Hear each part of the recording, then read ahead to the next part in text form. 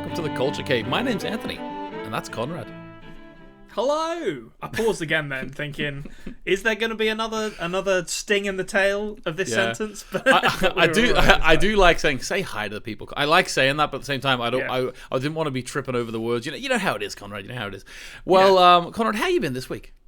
Lovely. It's a new year, and it's a new Konrad that you see before you. Not in any meaningful way, but in a spiritual way. I don't know what I mean by that, to be honest. Like, there's no difference. Well, technically, we get a 99% new Konrad every 3 months or so. The cells in the body do replenish. That's true, guys. That is true. Remember that we're all on the same journey together here. I don't feel like it. I hope the cells replenish because I took my fiance ice skating a couple of days ago at the Belfast SSE Arena, and I absolutely stacked it several times. But one time, I think, I'm a 35-year-old man. My body is like made of glass essentially at this point, and I'm fairly sure I've destroyed my kneecap from one of those falls. Smacking it into the ice. Yeah, I can't wait for my body to regenerate. Or so that my leg works properly again. Oh, that's brilliant. SSE as well, the hallowed ground of course, the Belfast Giants. Yeah, skating on the same ice as legendary players like Scott Conway. Yeah. Sponsored by Harry Curry. But anyway, that's a joke that maybe two people listening to this will understand. Oh, please tell me Stephen Crummey's been to the hockey.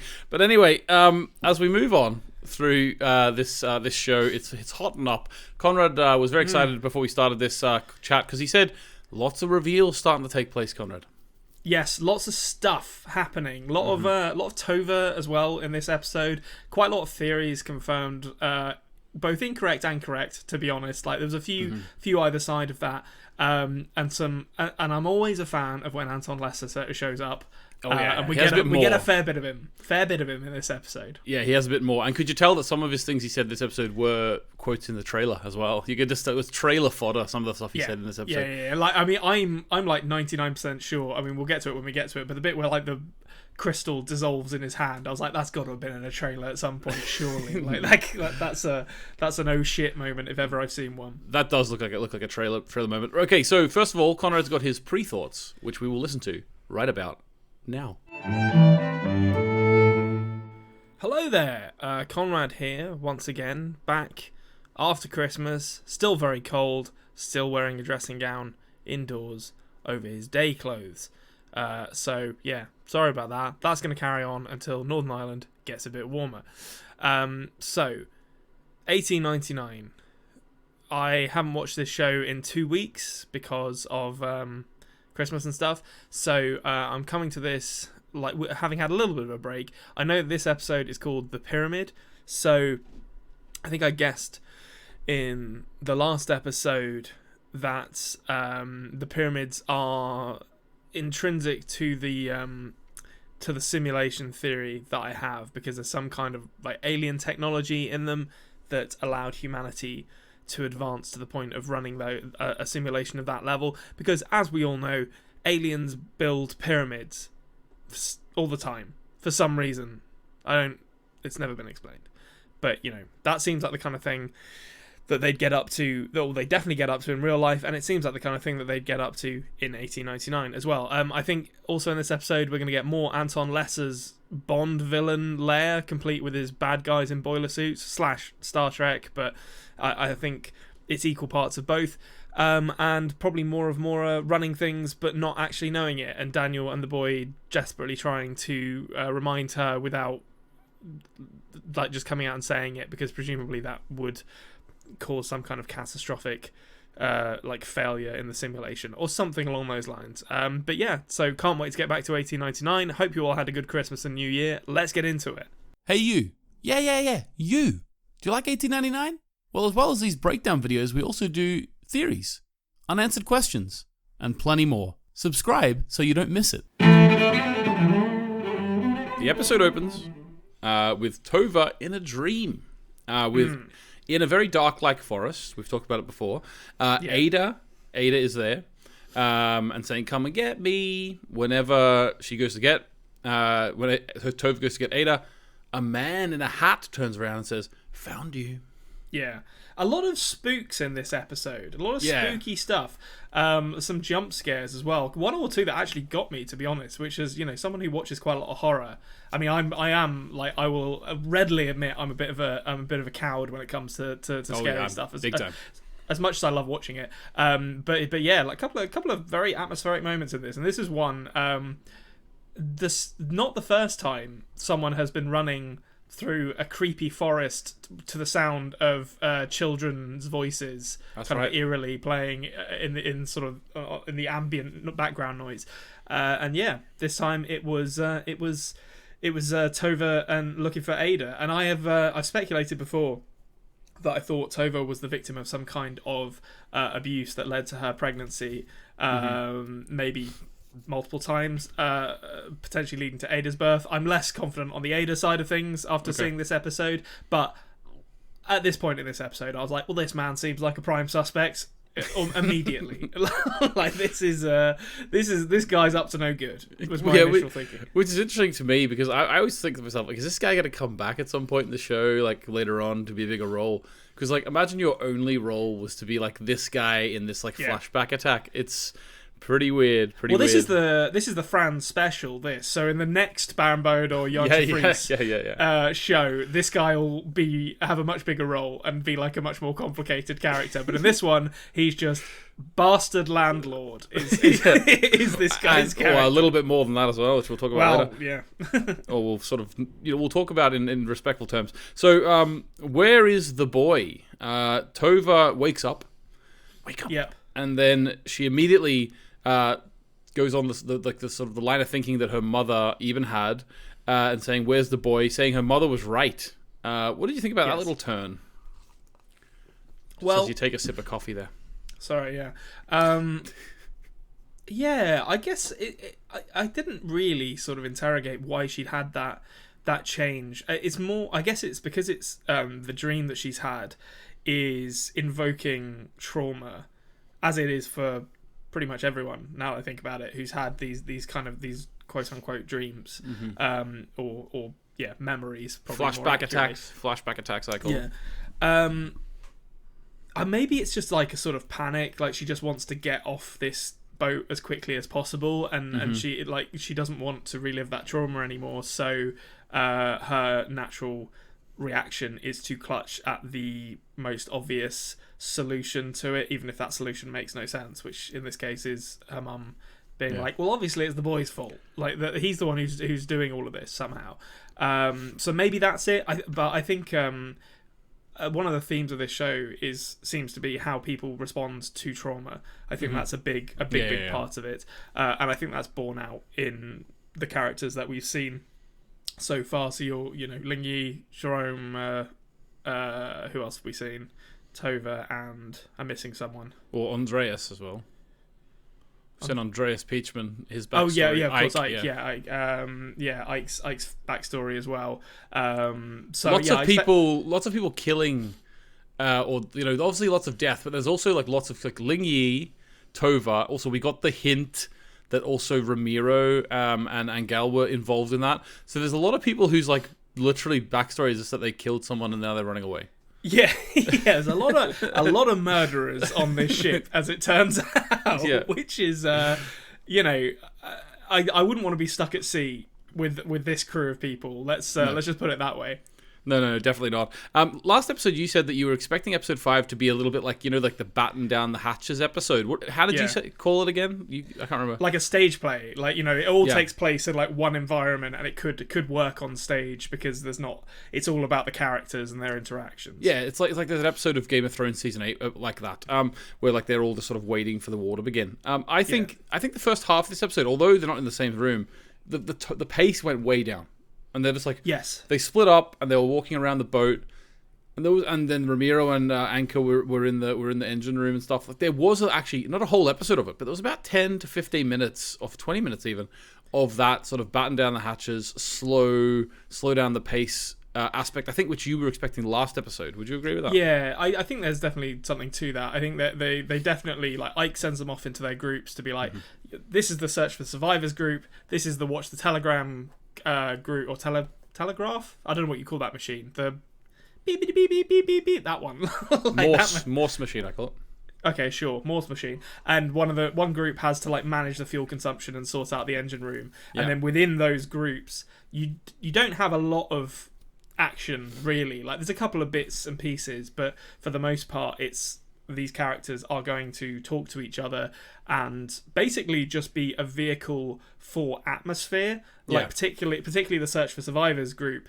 It's very like creepy because it's just them walking around a now very, very like strikingly empty ship, looking for survivors, even though we know they aren't going to find any. And like Tova periodically losing her mind as she sees people who are now dead.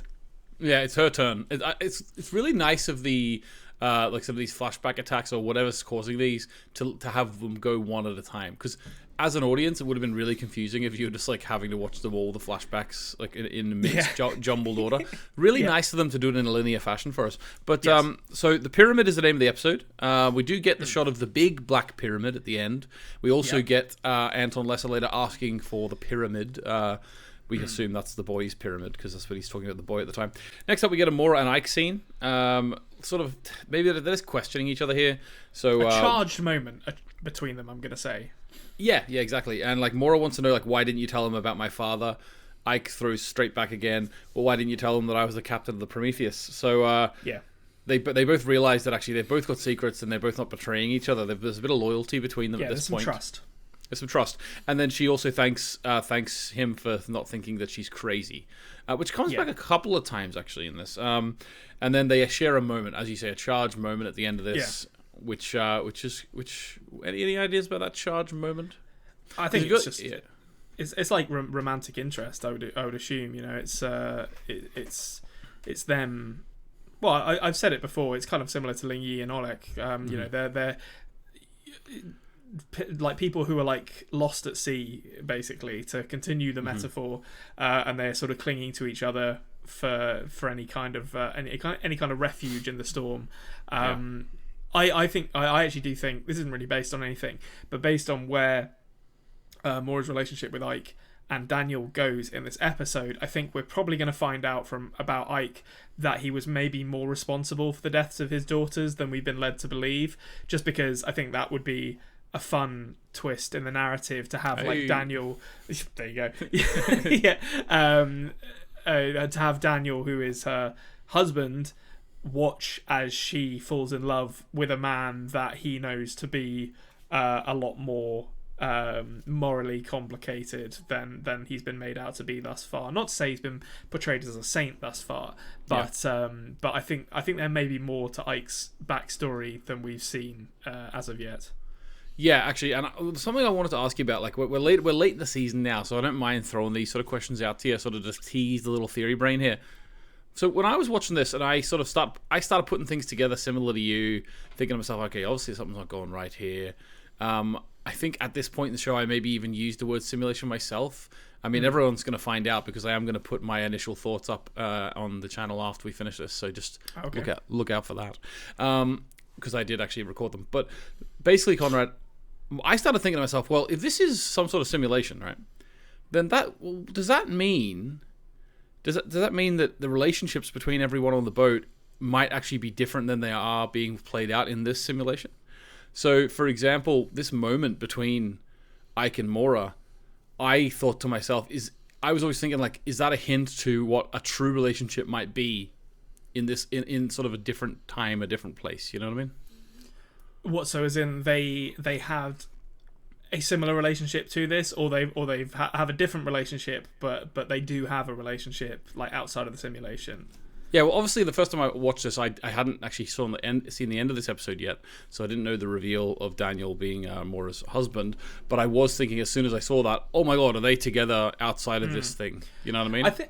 I think sort of like the Jerome Clement stuff for me as well was triggering that, to be honest. Yeah, I think it's kind of what I was saying in the previous episode, where I think the specifics of their relationships are not necessarily real, but the broad strokes are. So like Jerome and Lucien like aren't like obviously don't like each other, and I feel like that the strength of that emotion that they feel towards each other, of the betrayal and all that is kind of permeating into this simulation. But the reality, the sort of details of he was betrayed while in the French Foreign Legion, I don't necessarily think that's going to be accurate to it. And likewise, Ling Yi and her mother. That I think that her accidentally killing her friend is going to be real, but and her fleeing wherever they were at the beginning is going to be real. But I don't necessarily think the period or the sort of specifics of it are going to be the same. Okay, awesome, interesting. So next up, the search is going on. The 4 women are looking for survivors as Tova, Eben, Virginia, and Clemence. Yeah. Tova hears something, and then Ivan starts saying, like, you believe me now, you are chosen. So sort of Eben is thinking that maybe Tova is coming around to her way of thinking. Yeah. I understand why she thinks that too. And then they all split up into 2 groups of 2.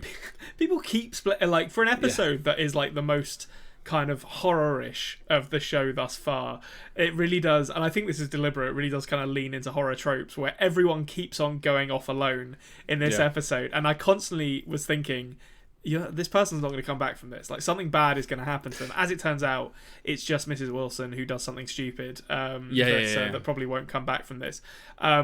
I need to say this is not a term I like to use, and I don't use it lightly, but Eben continues to have the most severe case of resting bitch face I've ever seen a character have. It's not, I don't say that lightly, but it is like she has to coin a phrase or to use a coin phrase, she has a face like a slapped ass, that woman. It's just like she really is constantly upset. She is, yeah. And even when she's like, in any emotion, it's hard to tell what she's thinking because she just looks like that all the time. Yeah. But as you mentioned, the black shard. So basically, the men find them first. Well, yes. men and Ling Yi find them first. I falling over themselves to touch this strange growing crystal. Like, what are you doing? Don't touch shit like that. It's good thing Daniel was there. Daniel told him not to touch it. We don't know what it is, and we don't know what it does. I think he does. I mean, he immediately walks off in another direction to fix that shit. So he might not specifically know what it is, but he definitely has an inkling of what it is or what it's related to, I think. It also really makes me laugh when the male search party find it, and I think it's Jerome says, it's strange, it wasn't here before. It's like, yeah, no shit, it wasn't there before. Like, it's growing right now. Like, it's growing. Like, what are you... Well, stating the obvious, Jesus It wasn't Christ. here before, this massive shard coming out of the roof. Yeah, I don't think it's part of the design of the ship, I'll be honest. It's like, fucking hell, Sherlock Holmes is on the case here. Oh, that is a good point. Right, Mora shows Ike the hatch that the boy took them down. Yes. Ike sort of starts... This is the beginning where they're starting to sort of question their reality. And I use that word reality very, very particularly because later in the episode we get a few things about that. So he says, maybe this is some sort of dream. And then Mora makes a good point. Well, who's dreaming then? Is it me or is it you? Yes. And I like when she said that, I was immediately like, exactly, Mora. And you go back to that what Henry Singleton said in the last episode, you're not asking all the right questions. Like, she's so close to the answer here, but she's kind of skirting around the edges of it, and she isn't quite there yet. But yeah, it's maddening how close she is to figuring this out, I think. Yeah, exactly. Well, I think like any good mystery show, it also Parts of Dark were the same. Like we talked about it, like us, the viewer. We put it together slightly before the characters because part of a good mystery show is us, the viewer, being able to feel like we've solved it. Yeah. So even if you've solved it 5 minutes before you revealed, you still feel great about it. Yes, how many times has there something happened in a mystery show where you've went, told you, just like I said, even though it's like 1% related to what you said. All right, so the mountainous terrain, they're in there. Ike and Mora go through the tunnel. Love that design of the tunnel coming through. We've talked about it before, but coming through into sort of out of the sky. Looks like where Mora... Mora says that... This is interesting. Mora says that it looks like where she grew up, but it feels different. It feels different. Yes, so I take this is a theory. I take this to mean that the building is real, but like much of what we're seeing here, the memory is kind of jumbled around, and so this building is real, but it's planted where it shouldn't be, which is this like tundra landscape. So it was probably, I mean, she's English, and she's from the south of England, so I'm going to say, but this isn't part of the theory, but just as a guess, the building is probably in London somewhere or something like that, you know. Could be. Yeah. I will say though that we at the beginning of the series we were like sort of trying to think about where this landscape could be, right? Now I'm just going to say this because I actually looked up on Google Maps where the place she said she was from is, right? Oh, okay. She says from Moorfield or something. Yeah, Moorfield. Yeah. Yeah, so that's actually in Scotland, right? Oh, is it? Oh, okay. And you actually jokingly said when we started recording the first episode, when you saw this, that, you know, it could just be the Highlands in Scotland or something like that, right? Yeah, I mean, it reminds me of a level in Uncharted 4, which is set in the Highlands of Scotland. So I've since actually found out that they did film these, like the shots for the volume, for like the actual landscape shots in Scotland for this. Oh, okay. Well, there you go. We've nailed it without even trying. So Moorfield. So as you say, like we don't know in terms of this if this is a simulation, as you say. You know, we don't know whether or not even like the idea if she's from Moorfield is correct. This could be a building in a city like London or something. Yeah. But very much the place where she said is in Scotland, and this was shot in Scotland, so maybe there's something going on there. Also, it's like Scotland, and they're also mentioning that's an Irish name, but you're not Irish. There's something going on with like actual identity here too, you know what I mean? Yeah, I mean, Maura Franklin probably is from Moorfield in Scotland, I think. Someone in the comments, I think it was the last episode, I don't tend to read them because I don't want to get spoiled or anything, but they made the good point that Maura saying her name at the beginning of the first episode into the mirror is maybe her trying to like reassert her identity to herself rather than like practicing an introduction, so she's not actually sure who she is, rather than she's being like duplicitous about it. So I think the Maura Franklin from Moorfield thing, like Maura Franklin probably was from Moorfield, but she's not Maura Franklin, she's Henriette Singleton, and you know, my whole there can only be one Henry Maura Henriette Singleton. Well, yeah, but that's just her jumbling up the names. Like, so she like Maura Franklin is probably someone else entirely. I mean, I could see that. That'll be good. Yeah, that'll be cool. Yeah. But one thing I will actually say about the volume as well is I hadn't really thought about it before, but I presume a lot of I don't know this, but I presume a lot of the like climbing through tunnels into like through invisible walls, and we get more invisible wall stuff later in this episode with her like pulling things off. Yeah. I wonder if that's physically being done to the volume, like pulling screens off of the volume and stuff. Because that would be cool, but I think that they'll be so thin in that regard. Yeah. Yeah, I mean, I've never actually seen a volume in person, so I don't know how like moddable they are, or whether you'd have some engineers on set being like, stop ripping screens off the volume, Andreas, it's fucking expensive. But it definitely looks great. It looks great throughout this episode. It's looked great the whole way through the series. Yeah, it does. Okay, so it says it looks like where she grew up. Also, as you said, the building belongs to her father. And then I says, do you think the boys there? They start walking towards it. Next scene is Tova and Clemence. Now, little thing I noticed here, right? I assume you've noticed this because I'm an idiot. Like anything religious or whatever, I just like, yep, there it is.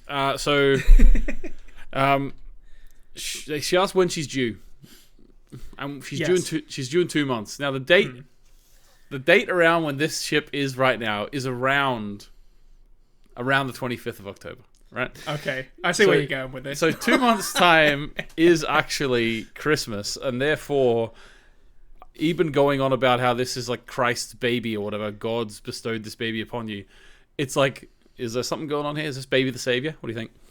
Well, I mean, as someone whose fiance's birthday is the 30th of December, let me tell you, there's nothing holy about that stretch. It's just a stressful time. But I mean, you know, maybe it's Jesus. I doubt it somehow, but you never know. The thing that I enjoyed most in this scene, like, is there aren't. We've mentioned before there being like tropes in this show that occasionally are kind of dumb, and this is a classic one where Clemence and Tova discuss like their failed love lives and Tova's due date and all that, and then Clemence like laments her failed marriage and the fact that she's presumably not going to have children because because her marriage is as screwed up as it is and her husband's dying, and then it's almost like Working 9 to 5 starts playing as she symbolically changes her dress for trousers. It's just like, all right, I get it, guys. You don't need to fucking bash me over the head with this one. Well, actually, you know what's funny about that? I actually made a note about that because I think there's an interesting thing to note there. So basically, if you view the idea that like they've been sort of being reset, and this has been going on a number of times, and every time they sort of get close to breaking out or they get close to realizing truth, they just reset it, right? Reset it. So you view that as in terms of the cycles of like, the world, the cycles of zeitgeist, all that sort of thing. It's interesting to me that the moment that they go beyond the loop that they're supposed to run, they go beyond the path they're supposed to follow, and all of a sudden we have the characters doing these progressive things like a woman wearing trousers. It's almost a comment on society saying that if you actually just like rise above the monotonous cycle of what you're expected to do, then you actually can progress society. So I thought that was actually a really interesting point, Konrad. Yeah, there definitely is some social commentary in there, I think, of people breaking out of their social molds and attaining what they didn't think was possible. Yeah, exactly. But the Dolly Parton thing's good too. Engine room now.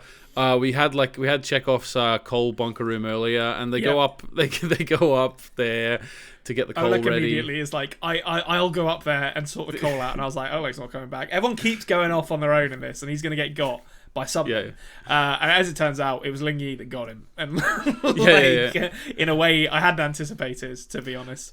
I also feel I have to explain myself to new listeners as well. I'm at the point with Chekhov's gun where I just refer anything which we get shown and then it comes back later. I just call it Chekhov's no matter what. And literally anything that appears on screen is a Chekhov's something. Listen, I've read my Stanislavski. All right, I'm very knowledgeable on this. We're up to date on it. So Oleg reveals that his brother lives in America. Yes. So then it's a long story. It's a long story. It's a long story. Yeah. Don't have time for it now. So Ling Yi says you're not the same as any other man, which is actually a pretty dead on state. Unless his brother's a twin. Yeah. I think it's pretty safe to say he isn't like any other man because the DNA would be different. What do you think? Yeah, I mean that's she's stating the obvious here. It's a ridiculous thing to say, Ling Yi. But of course he isn't. I mean. Like in terms of things that would be stand out and unique from this interaction, I think kissing someone whose face is covered in coal is got to be up there because that taste will stay with you. That's got to taste absolutely awful. Yeah, it's not like chalk. Chalk has no taste, of course, but the coal you can be tricked into taking a taste. Although that's not true. Surely chalk must taste of something. No, it doesn't. Like when I did my maths degree, my university lecturers would always like be writing on the board with chalk. Just eat a bit of chalk. No, whenever their fingers were dirty, or a couple of them were full covered in chalk, they just lick their fingers. Oh, it's like Charlie Day in It's Always Sunny in Philadelphia. He eats too much seaweed, so he needs a chalk break. Chalk dust on your hand has literally no taste. Well, in my experience, that's good stuff. If your chalk has taste, you're not getting the good stuff. Let's just say that. Yeah, you've got bad chalk is what you've come across there. But also maybe it's a little hint. Maybe Ling Yi's pregnant because you do hear sometimes about pregnancy cravings having women licking coal. Which was coal. Yeah, she wants a bit of coal to chew on. Yeah. So you never know. So they're in room 1011. Daniel follows through the tunnel, and then he also takes a little beat to look at the grave cross. Yeah. So this is a moment where I'm gonna hang myself out to dry here because I normally consider myself to be relatively observant when it comes to visual media, and I've not really questioned at any point who is actually buried under that grave marker. Yeah, which is true. Yeah. Normally I'd be like, well, someone's buried there. Who could it possibly be? So I'm gonna speculate now that it's her brother Kieran's grave, and I still think that one of the boy or Daniel are a manifestation of her brother. Daniel, I'm almost like 100% certain it's not him. Like, it's not a case of her confusing the names or whatever. Like, I think Daniel is Daniel and is her husband.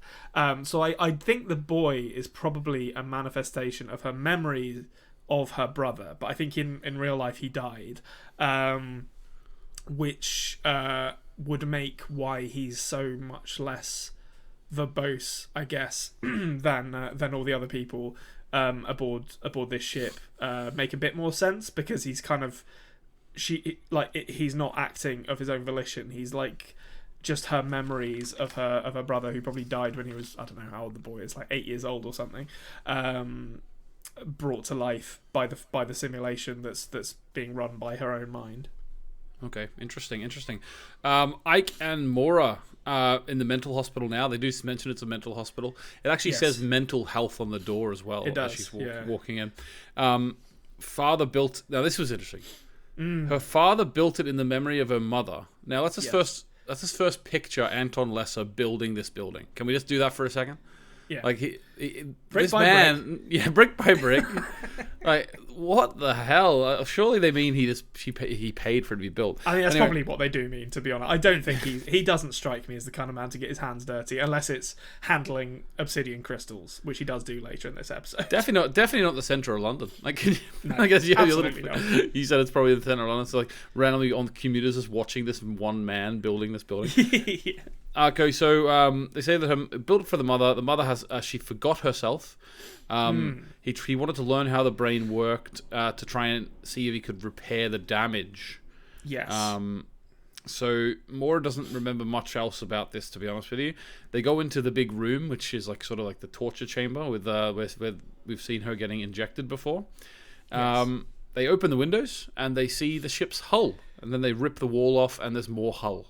Yes. Okay, so there's a few things to discuss here. First off, when she's talking about her mother, I actually initially started thinking, she says she grew up here, which is a mental hospital, which doesn't make a lot of sense to me. Like, I immediately question that. It's like, why would you say you grew up? Well, I think they were talking about the landscape, and then she pointed at the building and said, "And that's okay. That's my father's building." Well, maybe. Okay, so that would be potentially the Maura Franklin Moorfield stuff. But when she's talking about her mother, she has a really interesting quote, which I really liked, and I wrote it down. So she said, I have paraphrased this slightly because it's a bit longer than this, but at each birth, she became less and less of what she used to be. She forgot her names and eventually us. Now, we've talked about this being a simulation that is looping all the time. Yeah. I sense a double meaning here. There's a double, there may be a double meaning here. So the each birth could easily be interpreted to mean interpreted. Well, no, let's go with it. Interpreted. Double birth, and that's in that word itself. Yeah. Yeah. The word's so nice, I pronounced it twice. Or syllable so nice would have been funnier. The each birth here could easily be interpreted to mean like each loop of the simulation. So basically, Maura or Henriette Singleton has followed in her mother's footsteps and has lost herself and her memories in each birth of this simulation. That I'm like 90% sure that's what they're hinting at here. Now, and something else that's a little bit separate to this, but when they walk into the room with the chair in it, Maura says that she doesn't remember what happened here, and I suspect it's because, like she said in the last episode, that she thinks her dad is trying to make her forget who she is, because she remembers being a doctor, but all her memories of her being a patient in this hospital. So I think that there's a couple of things happening here. I think she has somehow like inherited memories from her mother of being a patient here. I think that's part of what she's been remembering, with like the injections into the neck and being dragged away and all that stuff. That's her mother's memories that she has. Like, you can pass like kind of more more like kind of primal memories down through DNA. It's how animals learn that this plant is poisonous, or not to go near spiders. Elephants knowing which way to go to get water. Yeah, exactly, that kind of stuff. So I sense that there's something like that happening here, where Maura has inherited some of her mother's memories, which are manifesting in this simulation as her being a patient at this hospital. But I also think that she remembers being a doctor, and I think it's because her subconscious won't allow her to remember the guilt she feels at having carried on her father's work with like kind of relatively cruel experiments on the brain. So the reason she can't remember what happened in this room is because this was the room that she worked in to experiment on other people, possibly as part of building out the simulation. So yeah, I think we're going to at some point find out that she carried on her father's work essentially, and because of the guilt, her subconscious has kind of closed that off to her to allow her to construct this fantasy, which again like ties back into this theory or this theme of characters dealing with trauma and grief and guilt and all these kind of emotions, and like how not dealing with them can have very serious repercussions. But what how does that figure into? Because remember, like when the reveal was she was Henriette Singleton. Yes. We were sort of talking about like like she is the Singleton from your theory. She is that. So therefore, like what's going on with the father's existence or what? Like does the dad Anton Lesser exist in what would be the real world as well? Or is he just within this? Is he just a manifestation of her? Because you've straight away said I think she's the creator. So if she created this, is she just like her mind is putting it onto him? This character has been dreamed up so that like that's the creator within the simulation or whatever, Yeah. So I think it kind of like it all became crystallized for me at the end of this episode during the montage. But I'll say it now because I've already said it before, like to some extent. I think Henry Singleton, the man played by Anton Lesser, within this simulation, and I do believe he's in the simulation as well, is a manifestation of unresolved trauma that Maura Franklin / Henriette Singleton, because I think they might be different people. I think Maura Franklin might even be her mother. I'm not sure yet, but I think Maura Franklin might be Maura Singleton, the Henriette Singleton's mother, and the woman we are seeing playing Maura is just Henriette Singleton. But I'm not 100% on that. Okay. But I'll call her Maura Franklin for like because that's what she's referred to in the show at the moment. But so Maura Franklin had a traumatic relationship with her father, had a lot of unresolved trauma there. Then went on to create this simulation, which is using like a neural network of people's minds to build it.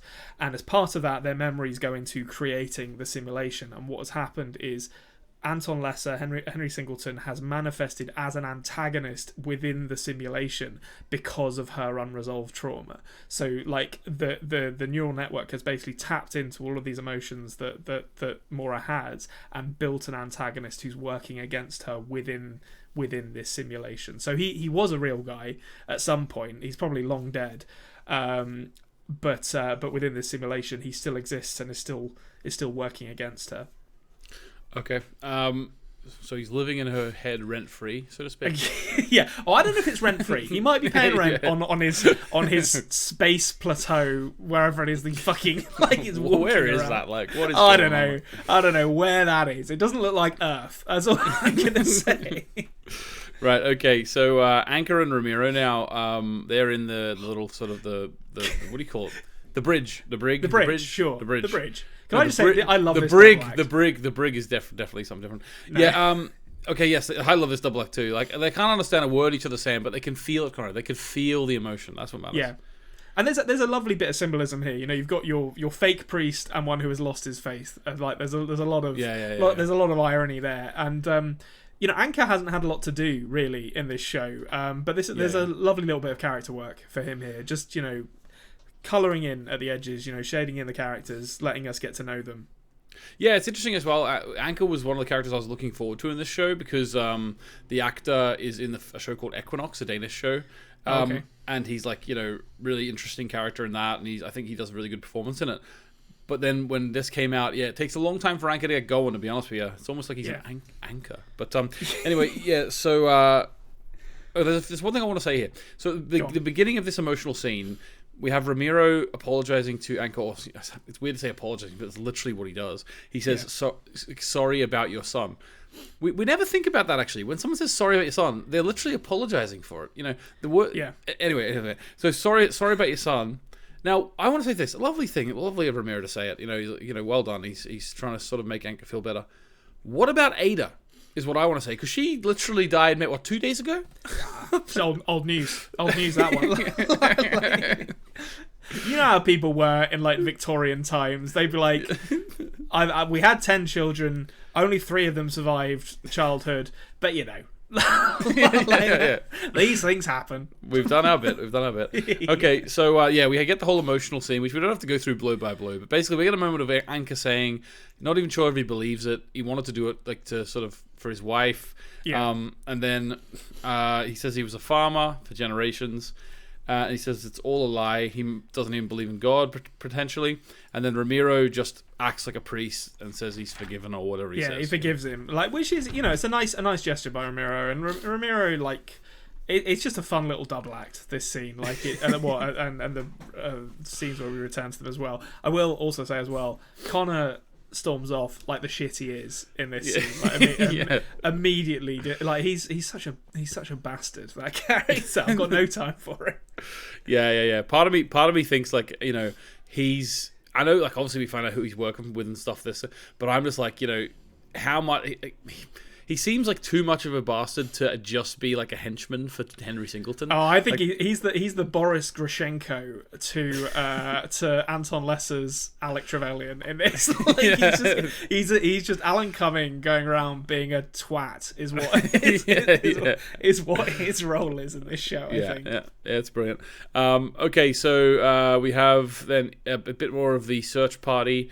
This is where Virginia touches the stuff, actually, and her finger, she touches like the black shard stuff, and her finger goes black, starts like growing black onto it, like a really scary matte black as well. Yeah, I don't think she's gonna last that much longer with that going on, because it's clearly growing. There is a really nice bit of scene mirroring here, because we go from Anchor talking about like having lost his faith and that with Ramiro, to even talking about everything being God's plan and everything being preordained. And it's like the two sides of that relationship, whereas like they're not on good, they're not talking to each other, or not talking to each other about the important things, those two, clearly, because they're on different pages. But so Mrs. Wilson touches the rock coming through the window, her hand begins to turn black. I think that's basically her, like she is being reset as part of this as well. Like she's being wiped from the memory of the simulation to be like hard reset. And yeah, this was the moment where I was like, okay, so this is basically going to destroy everything and start again, because of how it's like proliferating around the ship. Okay.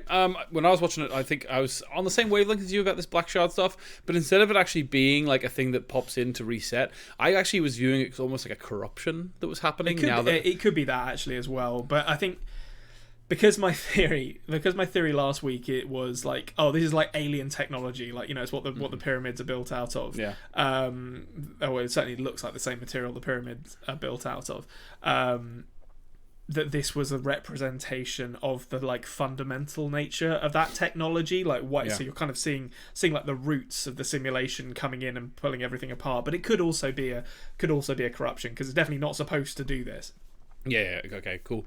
Flashback attack. Tova sees Cresta getting shot. Yep.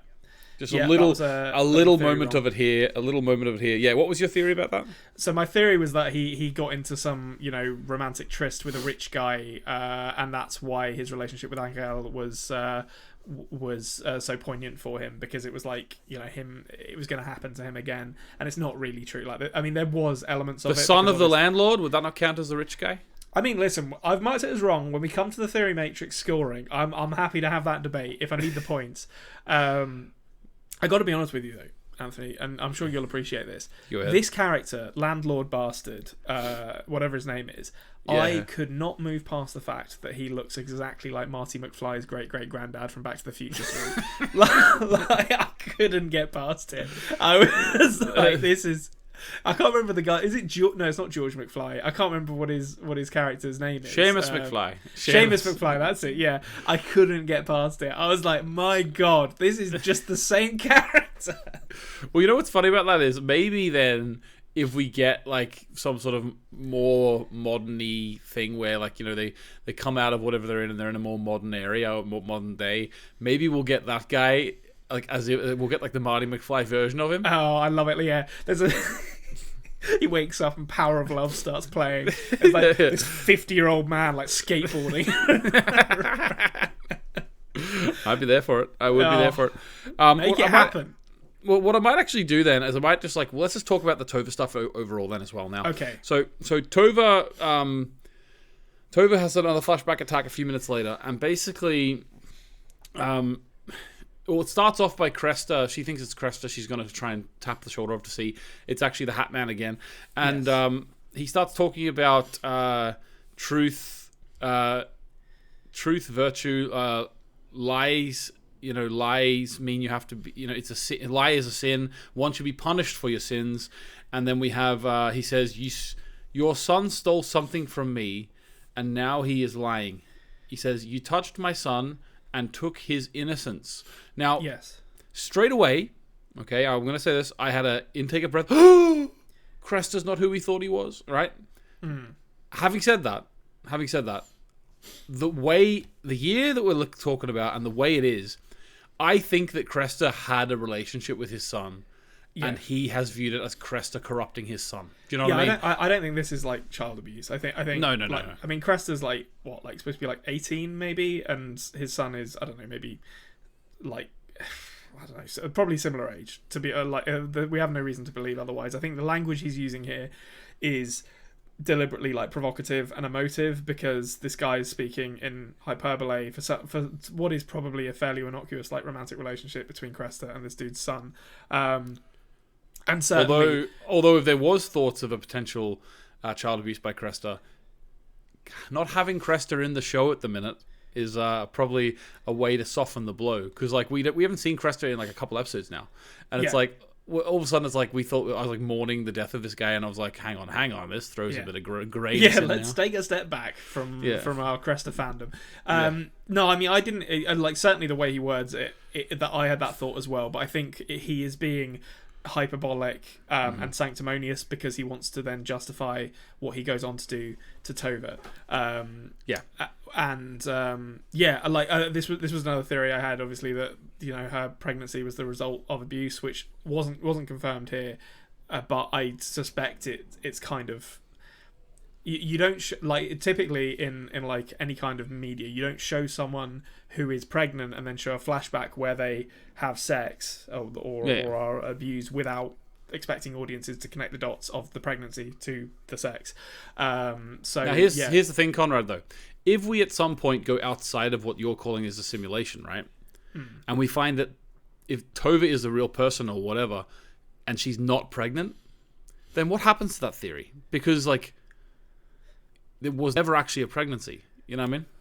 I mean, there might have been a pregnancy at some point. I think. But you know what I'm saying. What happens? I'm just wondering what happens to the theory, because I'm happy for the theory to be sort of. Oh, I see what you mean. Put in as green now. To be honest with you, having said, I'm happy for you to say, yep, it is actually a correct theory, because you're right. Why would they show that and imply that if it wasn't? Having said that, we might actually find out that this is just a memory or a manifestation of a different trauma that actually wasn't anything to do with the pregnancy. That is true. I guess we'll have to say the theories that exist within the context of the simulation can only be correct or not within Project the context of the simulation. Project Kerberos theories. Yeah, exactly. Yeah, we've got the Project Kerberos section, and then we'll have the real world section. But this is horrific. This scene is very hard to watch, I have to say, and it was and that's a sign of it, I guess, being done with the severity and seriousness that something as awful as this deserves. Although we do get our traditional Baron Biodor and Yontra Freeze head bashed in with rock scene, which they cannot make something without having at least one person get their head bashed in with a rock. At least one. Yeah, at least one. Sometimes a couple. But yeah. So I think this is pretty clear confirmation of how Tova became pregnant. And it makes you think a lot about her relationship with her family. That, I mean, realistically, and I'm not speaking from a particularly knowledgeable position here, but I would assume someone living in rural Denmark at the turn of the century wouldn't have access to the medical care necessary to have an abortion. Like particularly if they're from a religious family. Obviously, you've got the social stigma associated with it as well, which is probably not helped. But I don't know if she would even be able to have an abortion. They became religious based on this event. That's what they've said. So you're right. So therefore, there was no chance of that happening because they viewed it as the child of Christ. Or anyway, Eben did.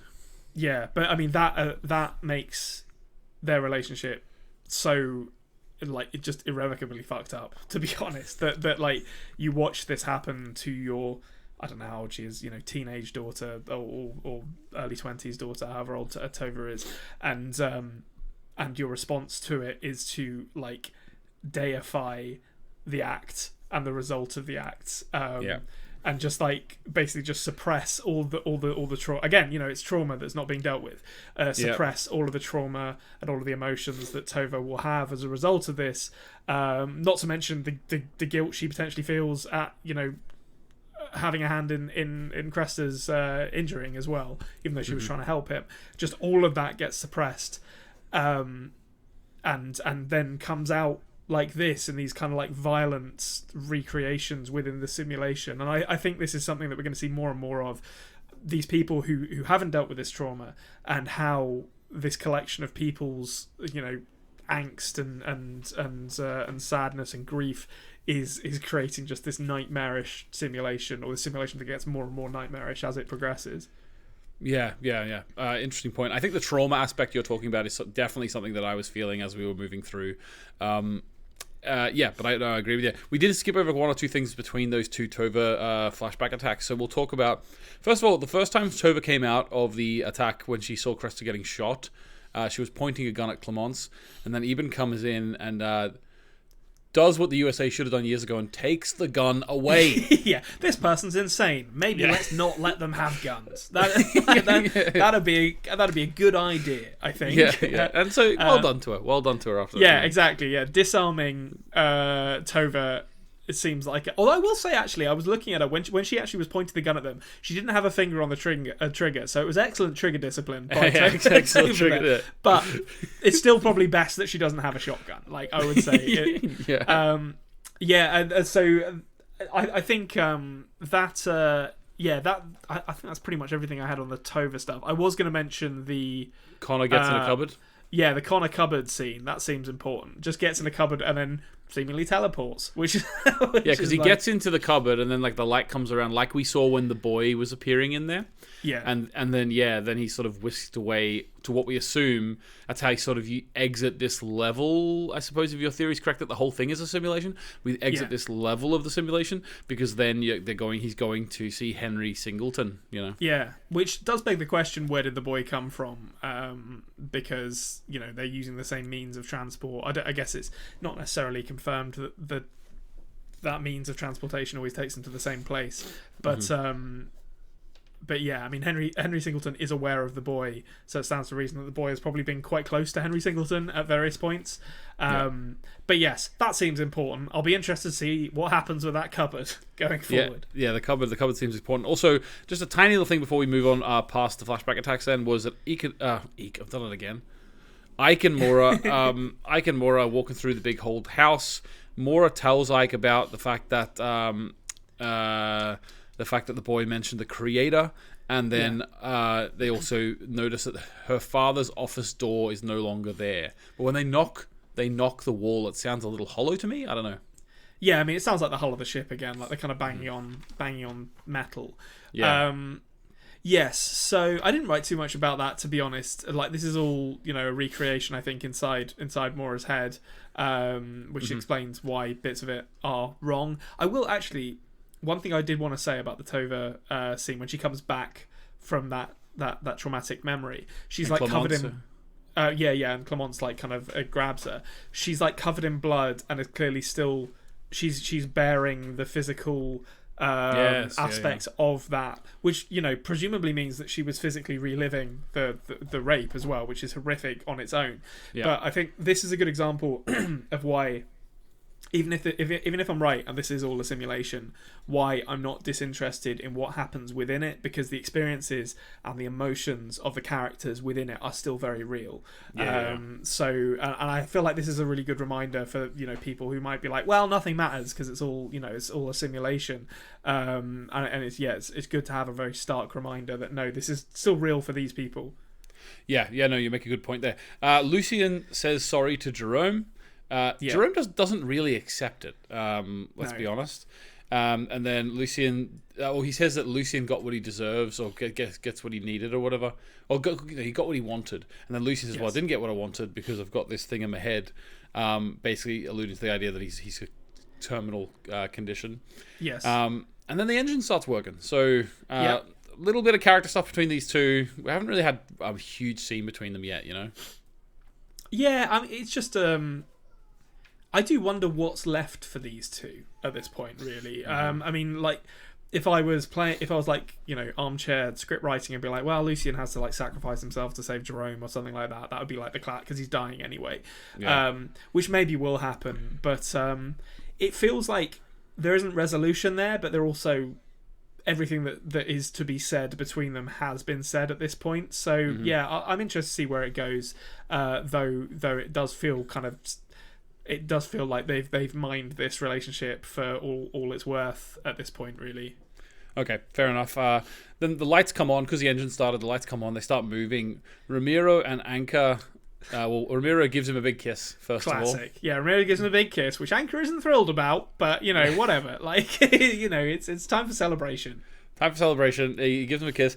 They begin to try to navigate. This was great. This was so good. Like, to Ramiro's credit, he does sort of figure it out from the map, which I was like, you know what? That's probably better than I could do. Like, I'd be like, I don't know, which way's north, and then. Which way's north? So this is the part I wanted to talk about, right? So basically, Anka goes to look in books. First of all, Ramiro slags him off for going into a book. It's like, what are you talking about? He's hardly going to get a tablet out. So. He goes and gets a book. He opens up the book, and everywhere in the book it just says the phrase, "May your coffee kick in before reality does." Yes, so that is definitely a slogan from a coffee cup that we are going to see in this show at some point. Like, I feel like at some point there's going to be like a pullback and reveal of like the bridge of a spaceship or some stupid shit with a coffee cup resting on it with that slogan written on it, and it's just going to be something. It's going to be like, it's kind of like lorem ipsum, maybe. I don't know if you know like lorem ipsum, but it's like it's like a text that's placeholder text basically, and it's used. It's used. I can never remember the exact words of it, but it's placeholder text that you'll find in a lot of places, particularly for like website design and stuff like that. But it can be used in code as well, and I feel like that this is like the lorem ipsum of the people who are like maintaining this simulation or something, and it's just going to be something that someone stuck in as a placeholder, but it's from someone's coffee cup. That is 100% a slogan from a coffee cup, so like it's going to show up at some point. It's funny, like that makes sense actually. That the idea that someone who was like creating a simulation just wrote that in for the extra. No one's gonna look at these books. We'll just put this in, Yeah, exactly. It's like I'm not gonna write the whole of fucking War and Peace. Like, let's just stick some, like, I'll just copy and paste this in there, and then we'll trust that no one ever looks at it. Yeah, like I do love that. I'll tell you a little story about this. Right now, first of all, when I saw this in the show, my mind, like, I was like, sort of really for a long time on the idea that something was happening in terms of like, and maybe I still think of this in a way, but it was some sort of experiment in terms of memory. I think that you were sort of thinking like that as well. It was like an experiment in terms of memory, and like I was sort of transported to like just like a little office where like they were in, like, that someone was like working on the people who were like getting experimented on or something, and like this is the little thing they say, "May your coffee kick in before reality does," and it's just like seeping into it through their ears of the people in the memory. But anyway, what I'll say about that as well is, way back when, right, maybe like a year and a half ago, whatever, Baron Odor shared an image of a clapperboard from the show, right, and the clapperboard in the corner had "May your," right, and then the rest of it was blacked out in the corner. So I went on this I made a video or two like trying to theorize what could this be.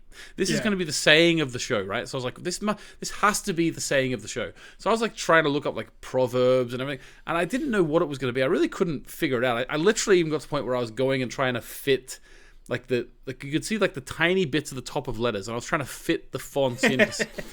Honestly, and then I was like, and then whenever like a year later or whatever, they just posted all of the clapperboards of the whole show, and all the clapperboards.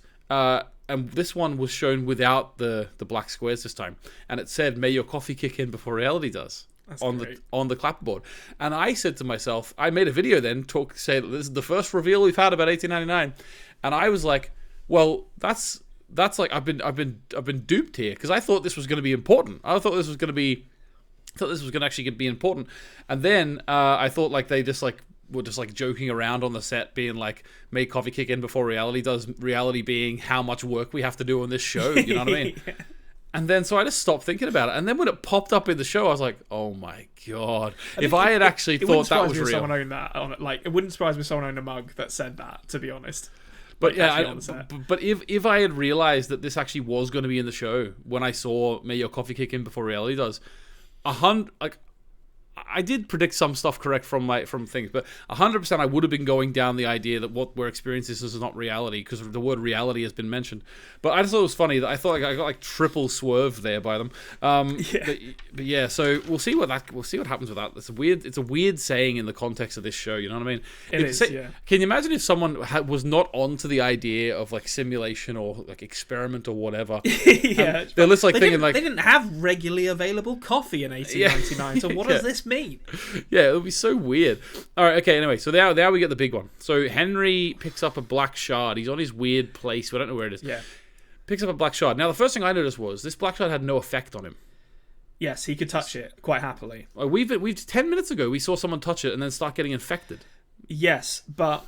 Is it the same stuff? Yeah. It is the same stuff. So his ability to like the strength of the power of this antagonist, to use like Dragon Ball Z terminology, the power level of this antagonist is directly tied to the power that the memory of Henriette Singleton / Maura Franklin gives it. So because he was such a big antagonist in her life, and he kind of occupies the role of the main opposing force to how she lived her life through the childhood trauma she has, he has become this like overwhelming force. You know, he's like he's like the emperor of this simulation, like in Star Wars. So he can touch these things and not be affected by it, because he is in control of so much of what this woman does, even though he's not actually there. He's not actually real. Yes, I love all what you just said, and I agree with it to a certain extent. But I also thought maybe it's also a hint that he isn't real as well. Well, like I mean, there's he makes a rock dissolve, which is like maybe a real magic. But I mean, like a real, like someone who's like we don't know about Virginia, because like last week she was going to jump over the edge, and your theory is that potentially the people who went over the edge are like sort of NPCs or whatever you'd call them. Yeah. So, but the fact that she touched it, she got black hand. He touched it and nothing happened. I thought to myself, oh, does that mean he's not real? You know what I mean? That's actually, it's a good point, actually. I hadn't really thought about that, but maybe it's that. It could easily be. It could easily be, because I mean, the boy, like, if my assumption is correct and this stuff is made out of the same stuff as the pyramid, then the boy is holding it all the time as well. That's true. He's never affected by it, and I think he's a memory. Well, Maura has actually Maura has also held that pyramid when he's given it to her as well. That's true. Well, yeah, that's a good point, actually. Yeah, she has. So that probably requires a bit more thought as to what's going on with this black what's going on with this black stuff. It could be, maybe it only affects people. Maybe it only affects the people who are like NPCs, you know, because I thought Virginia was one as well. Oh, maybe it's the opposite of what I'm thinking. Yeah. But that's a good spot. Okay, cool. Conor McGregor, Sebastian, comes in, gets told he broke protocol. No teleporting between the hours of 9 and 5, Conor. Yeah, exactly. Someone could have seen you. So 48 hours until the transfer. The transfer, what do you think that means? I mean, my first thought was it's like a data transfer from one hard drive to another. Yeah. But Yeah, it's not immediately obvious what he's talking about. It potentially, loading the data from the Kerberos to the next ship, to run the simulation again, I guess is what they're hinting at. But as I've said, I think this is all part of the simulation. So, yeah, they might be. They might think that they're the ones that are restarting the simulation, but it's actually all the simulation like forcing them to do it. Okay. And then also Henry says to find the boy, he needs a pyramid. You know how much this project depends on it. Oh, sorry. He wants a pyramid. Obviously, we don't really know why he wants a pyramid. Then he also says, you know how much depends on this project. So saying we need to complete the project because so much depends on it. Yes. There's a couple of other things he says here as well. I don't know if you want to get into them now. I've got the big monologue thing, so I can read that to you now if you want. Okay. So he says people are oblivious to reality. They only see what they want to see, imprisoned by their minds' restrictions, and all they have to do is shift their perspective to see the full scope of things. Yes. And then we have a shot of the big pyramid. Yes. Also, the shard, halfway through that, the shard turns to dust. Yeah, so, I mean, this is all kind of true. I think everything that he said has been true up until this point. And he's actually... He's like kind of operating as an antagonist to Mora and Daniel and the people who are trying to escape or this simulation. But he's actually... giving them information. Well, he's not giving them information because he's not talking to them here, but he's actually providing information that is there for the kind of the audience to fill in the blanks, and also kind of I suppose he doesn't really want to help Conor. Like he's not interested in like Conor McGregor escaping the simulation, so it's not actually helping him. But like he's like a really cleverly written character because he's like a vehicle for exposition without actually appearing like he's a vehicle for exposition. Yeah. Exposition. Because he sounds like just a villain monologuing. But this is absolutely true. I've never been more convinced after this scene that Anton Lesser's character is a manifestation of Mora's traumatic childhood, hence why he's able to touch the rocks and control elements of the simulation. The Project Kerberos stuff is interesting because I wonder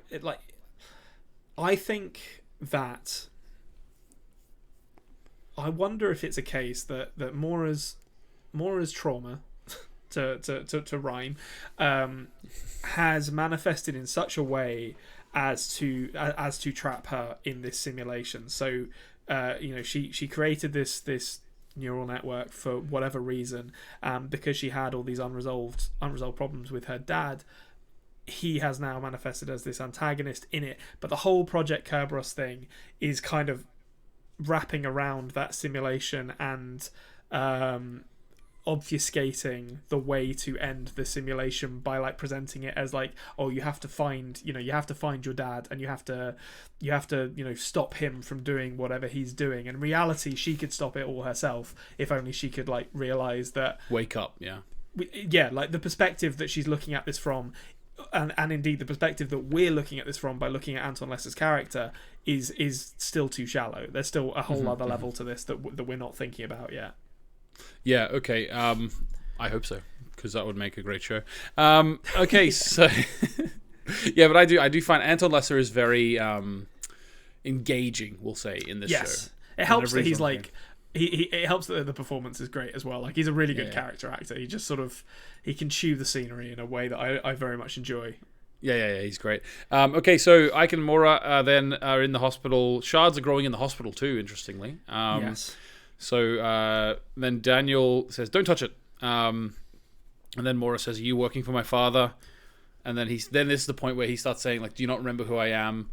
He says that, like, I'm your husband. We got married 12 years ago. And then he doesn't say that yet. Actually, he says that after. Ike. After he yeets Ike away. Yeah, he yeets Ike back into his ghost forest. Yeah. So he yeets Ike away. Obviously, Mora's like, "What is going on here?" He then starts pleading with Mora, saying, "Do you not remember me? We got married 12 years ago. This isn't real. None of this is real. This is the first, I suppose, confirmation for you, Konrad, for your theory matrix that this is not reality. If we are to believe Daniel, that is." And then Maura puts Dan into room 101, and he says, I love you, please wake up. He's so bad at explaining things in a show full of people who like choose not to just state something when it would benefit them to do so. This is maybe the worst example of it yet, because he's like stumbling over his words and being like, no, you've got to listen to me, and then he like lunges forward and it's like, she's got a gun, just explain to her the whole situation. I do wonder if part of that, and part of the reason why Daniel can't tell her the like full breadth of the situation, is because if they just said, this is all a simulation, you're in control of it, you've just forgotten and created this entire narrative where your father is trapping you in a memory experiment because of unresolved trauma. If they did that, maybe it would be such a traumatic experience for her, or it would be such a shock to her brain that the entire simulation would shut down and everyone in it would die, or something like that. I feel like there's got to be a reason why he doesn't just like say it in plain English. I think there's something to that. I think that there's this. I have viewed Daniel in a way of like there's slowly that they can reveal things to her. Like she has to go through milestones herself, I believe. Yeah. And I don't know if it's actually like, I don't think it's milestones of like even recognition. I think it might be milestones of like readiness for recognition. Yeah. So I don't think that necessarily she needs to come to the conclusion herself, but she needs to get to the point where when they reveal it to her, she will believe. You know what I mean? No, I think that's I'm almost certain that must be the case, because otherwise, like at this scene here, it would just be like, just say it, just say everything. yeah. What's the point of this whole thing? Like literally first episode, instead of saying that's an Irish name, isn't it? Just go, right, listen to me, Maura. Sit down. yeah. Right. Okay. So Maura then falls to the ground in the mountainous landscape. Yes. She throws the gun. She cracks the edge of the wall. Now this is a real like awesome Truman Show moment, you know? Yeah. Like she's like touching the crack in the wall. Yeah. She rips off the facade or whatever. The screen of the volume. The like, screen. Yeah. You're an engineer off camera, just like fuck. Yeah. The thinnest LED screen known to man comes off the wall, and it's the hull of the ship again. And then she said, well, she's the first of many to say, "This can't be real." Yes. Yeah. So she's like, again, it's like a really interesting reframing of that statement that Henry Singleton made in the last episode. You're not asking the right questions. You're not looking at this in the right way. Like she's realized that this isn't real and she's trapped in it, but her perception seems to be leading her to this idea that Henry Singleton is responsible for her being trapped in this, and he's like some mastermind who's running this crazy sci-fi experiment on her and these ships.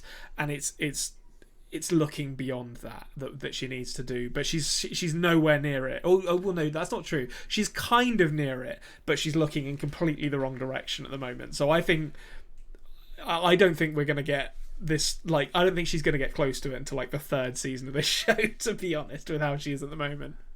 I also think that it's interesting to me, like the way she said, like, this can't be real. That doesn't sound like the line of someone who just heard someone tell you that none of this is real, this isn't real.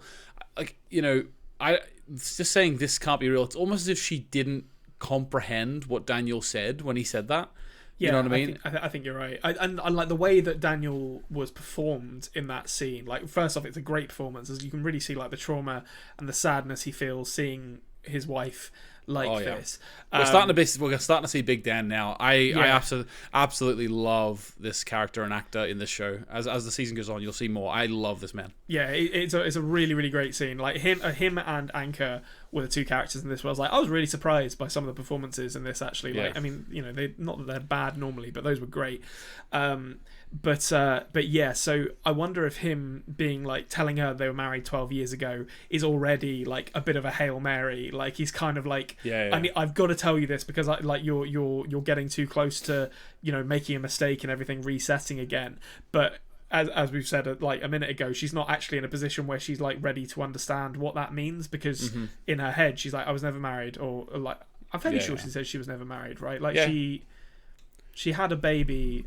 Oh no, I'm trying to remember what happened. I think she said she can't have children, and she had like a miscarriage, I think. Yeah, I think it was implied or even expressly stated that she had a miscarriage or something like that. Yeah. Yeah, but I'm not sure if she ever said that she was married. But either way, like her conception or her conceptualization of herself as a person is so at odds with what Daniel has told her that she even being told it, she doesn't register it, and it's not until moments later where she cracks the wall of the simulation, or the wall of this part of the simulation, that she starts to actually question it, like in a meaningful way. Yeah, and then Tova and her crew see a massive storm, and they say that Tova says this can't be real. I thought going from a hull of a ship in the middle of the sky in a Scottish landscape to a massive storm, I think the difference between there and the phrase "this can't be real" was a huge difference, to be honest with you. At the same time, I suppose the clouds were moving pretty quick. Like, I don't really why would you look out off the side of the boat, see a storm, and go, "This can't be real"? Yeah, I guess it's the way the storm looks. I'm not sure, yeah. But I mean, to be honest, I was too caught up in All Along the Watchtower. So I started to play, looking out into the storm that you're sailing into as Jimi Hendrix starts playing. I was just like, all right, that's pretty cool. And I have to say, each episode, maybe it's recency bias, but each episode of this show I watch and I'm like, this song is the best yet. And then the next episode comes along and I'm just like, god damn, they're constantly one-upping themselves, which is amazing. And this one, actually, this particular song was the one that was in the trailer, the final trailer before it came out. This song was the one that played through the trailer. Yeah, so it was pretty cool. You say yeah, but you didn't watch the trailer. Just to sort of let people know that. Conrad didn't watch the trailer. No, okay, so I'm merely agreeing. You're merely agreeing, yeah, very agreeable, man. But so Ike is. This is the big one now. This is a biggie. This is a biggie. So we've talked about some endings being a little funny in Project Kerberos, but what are you talking about? Yeah. But this, I love his little computers, like 70s computers fine. It was great. Anyway, it's fun. Yeah, so this one here is not funny at all. It's actually just really, really cool and mind blowing. So Ike is actually, when he climbs out of his memory thing, he's actually on the Prometheus, and the Prometheus has now seemingly been moved to some sort of ship graveyard. Yeah. There is a lot of other ships there. Yeah. There's a lot of other ships. So what are you thinking about this ending here? So this is all part of Project Kerberos, I think. These ships being moved around within the simulation is Anton Lesser's, or Henry Singleton's, aspect of the plan. This is him being like, we're doing something with these ships where I'm not entirely sure what Henry Singleton's plan is, but I'm fairly certain that these ships being sent here as they serve their purpose and the simulation being restarted is the Project Kerberos. I haven't really thought about what their goal would be, but obviously the boy in the pyramid. Yeah, I don't know what. It's going to be something to do with them trying to stop Mora from waking up or something like that. I think maybe not in quite as explicit terms as that, but yeah. So I mean, my big question at the end of this is, what the fuck is Ike going to do now? Yeah. He seems kind of stuck here, to be honest. Yeah, that's just him done now. He's not in the show anymore. Yeah, yeah. Thanks for coming, Andres. You can pack it up and leave.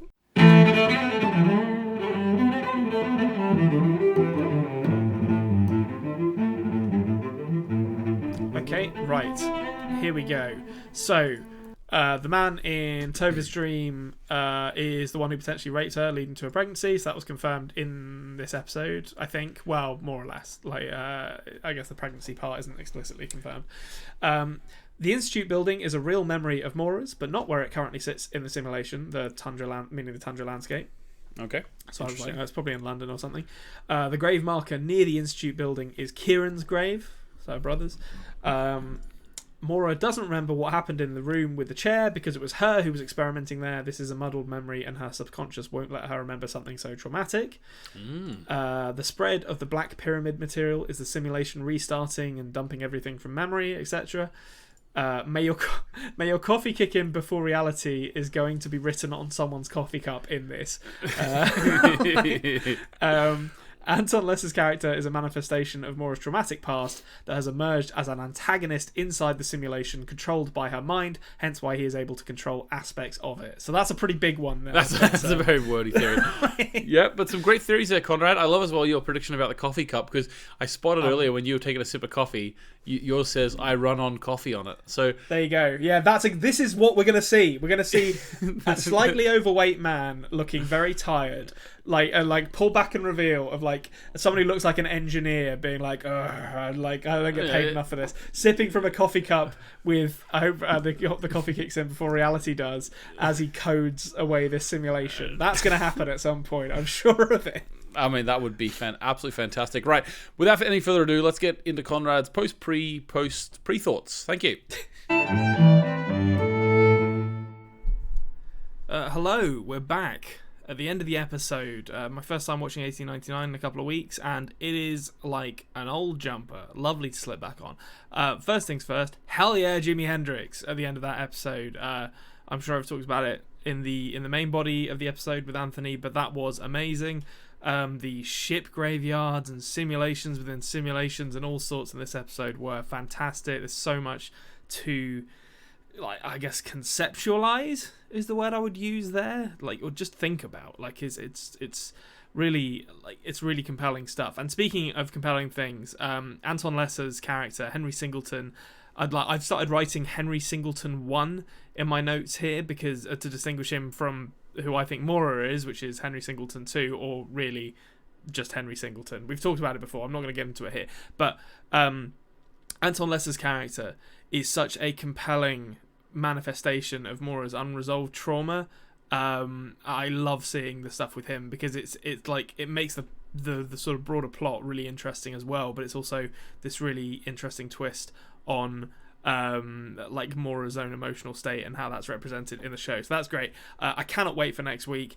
And also the last thing I wanted to say is Anka and Daniel, particular standouts for having really, really awesome moments of just some acting in this episode. Really, really touching performances from both of those actors, and I really kind of felt some pathos for them. But cannot wait for next week. I hope you enjoyed the show, and I will see you then.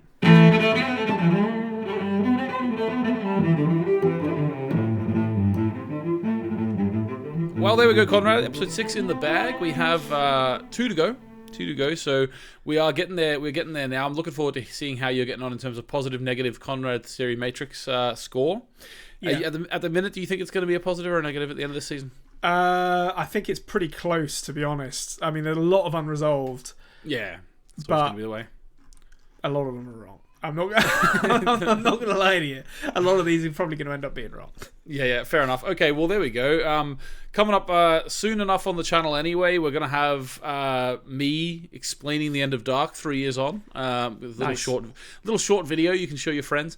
As well as that, I want to also give an update on the plagiarism thing. Haven't been able to because of the Christmas period. I'm sure most of you already know, but some people just aren't on Twitter, so I suppose I should give you an update on that. Anything in the works for you, Konrad? I'm doing the latest Bad Guy breakdowns on Anton Chigurh. That's almost done, and I've got a video about doing a short play video about when the United Kingdom decided to ban ninjas from things in the early 90s. Which is it's a dumb video, but that's going to come out sometime soon.